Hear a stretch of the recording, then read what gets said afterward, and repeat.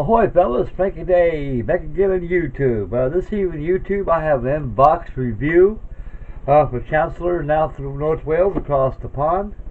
This is an inbox review of his build. He's got a group build with flying boats. And I guess anything goes to flying boats, fellas. There's a few out there, a lot out there though, that can be modeled. Here's my MiniCraft 1/72 scale PBM 5A. The PBM 5A is was a final modification, the final modification done to the PBM Mariner. This is the amphibious one. This is the last one that they did made, and the PBM 5A was it could be operated on land and water both. And this was their last model they designed before the PBM was actually stuck for the Navy Register. The Mariner first came out, which is the Model 29. Glenn Martin made the first XPBM 1 flying boat. Came out back in March of 1938. And the paint schedule of that was aluminum fuselage with a chrome yellow wing with red hash marks on the wings, indicating that it's a commander's aircraft, and the floats were retractable. And beaching gear was acquired on the flying boats at the time until 1944 is when they started making an amphibious version of the PBM. The first PBM 1 came out in 1940, and a lot of them were used as Coco Solo. They was used as anti-submarine patrol bombers, which is very successful for.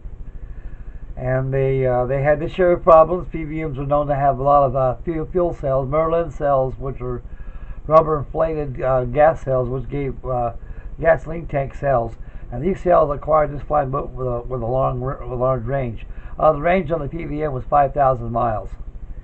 And it was a very slow aircraft, a slow Cumberland aircraft. They had a had an air speed of 262 miles an hour, which ain't too bad, and a cruising speed of 225 miles an hour.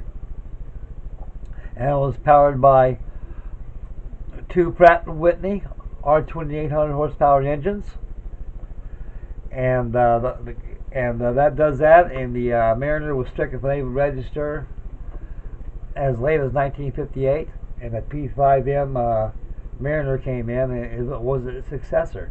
And the P5M Marlin was the last of the great Navy flying boats. Okay, folks, getting back to the kit. This is the MiniCraft kit, 1/72 scale. It's a pricey model, and I got it at my favorite hobby shop. It listed for $65, but I got it for $45, which is a hell of a steal.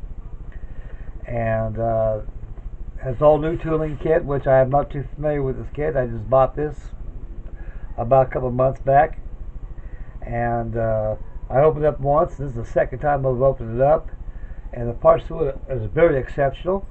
As I remove the box cover, we'll take a look at the contents of the parts and the instructions and decals. Okay, folks. Right here is the instruction sheet, and tells a brief history of the aircraft and when it was designed, and it does tell you when it was strict register, but more or less tells you what kind of type of aircraft it was and when it done, and everything else.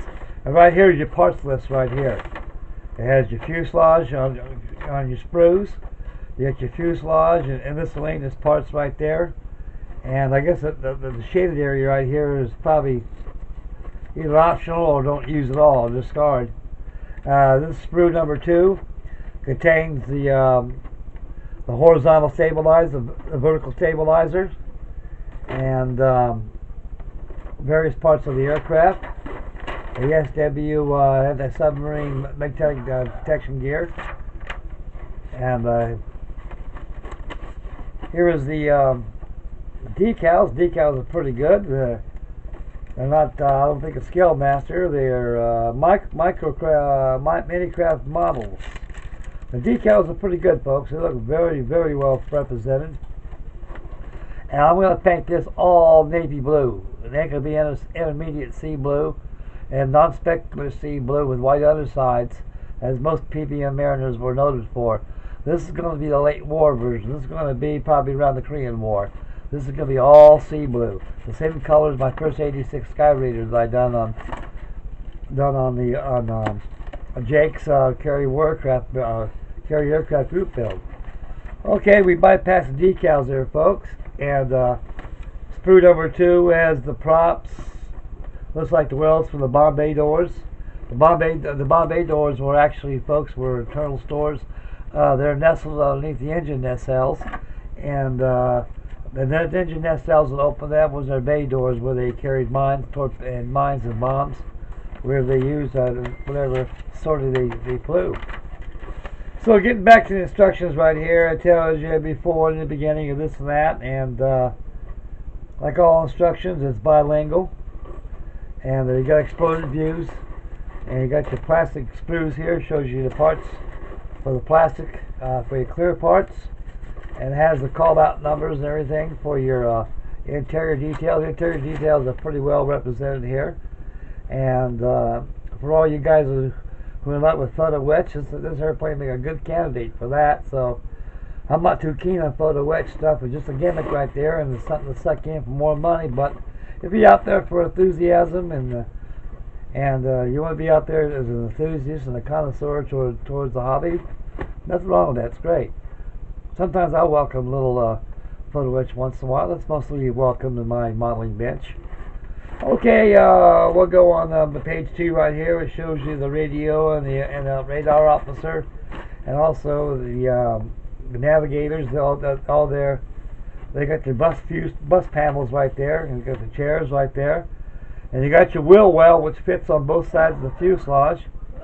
All your clear transparencies are pretty much right there, and the joining of the fuselage, and the instruction goes on and on, folks. It's very good. And right at the end of the instruction pamphlet, it gives you the pay schedule. Instead of having non-specular intermediate blue, and non-specular sea blue on top and white undersides, I'm going to paint mine all blue. It's going to be all navy blue. And so far on this model itself right here, on this, it don't have that color schedule, but they were all blue during the Korean War. Okay, we'll set the instructions aside. We'll go to the kit. Sprue number 1 has a fuselage, and this is a pretty good sized airplane, folks. This is a big airplane. It's a lot bigger than the short Sunderland. For 1/72 scale, this is a pretty good sized airplane. It's big. And you can tell by the size of my hand, it's big. And we'll go to sprue number 2. These are all the clear parts right here, folks. The clear parts look very well executed, very crisp, very clear, but they're still going to get a nice, good dipping in the future. And we'll set the clear parts over here.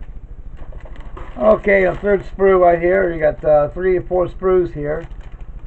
You got your propellers. These are identical sprues here. 2 of the same sprue. You got your stabilizer. You got your pontoons, wing floats.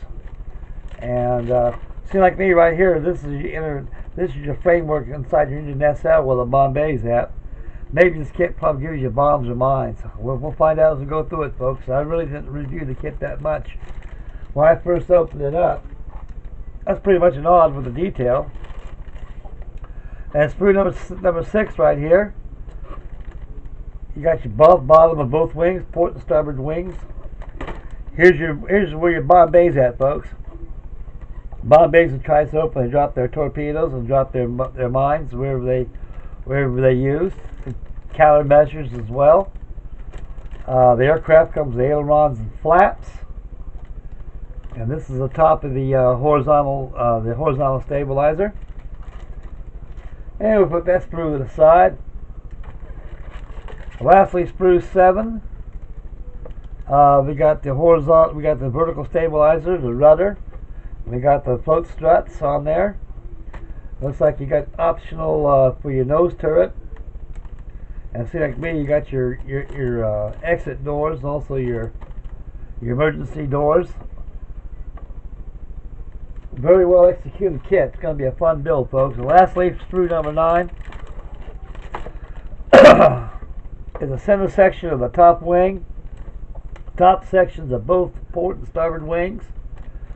And then over here is your interior.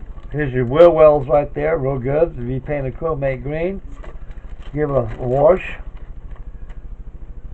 And here's your interior floor, wheel wells. And that does it right there, folks, for the inbox view for Chancellor North Wales Flying Boat Group Build. This is my inbox entry, and I highly recommend anybody out there to get this kit. If you're into flying boats, this is a must. Another good candidate too for his group build is the old 148 scale monogram, or Revell now, PBY Catalina Flying Boat, old Dumbo. And right there, folks, that does it right there from Inbox Review. And stay tuned tomorrow for another video on my S&J trainer on Aaron Newland's trainer group build. I have an update of that, and another one on my B26 tomorrow, maybe. And Thursday, stay tuned from Arizona. I'll have a video on that. Keep you guys on your toes. And other than that, this is Frankie Day signing off. And thank you for tuning in, folks. And may God bless. And we'll catch you in the next video. And happy modeling, boys. We'll catch you later. Bye, fellas.